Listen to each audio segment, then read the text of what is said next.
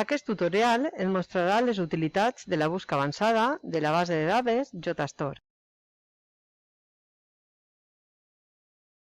Fem clic en JSTOR i seleccionem la busca avançada que es permet cercar per autor, títol, resum, subtítol i tots els camps.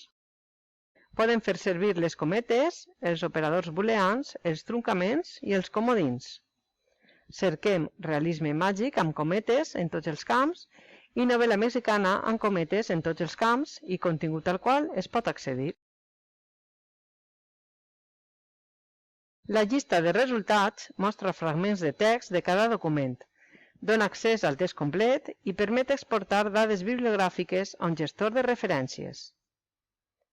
També es pot obtenir la cita d'aquests documents en els estils internacionals MLA, APA i Chicago.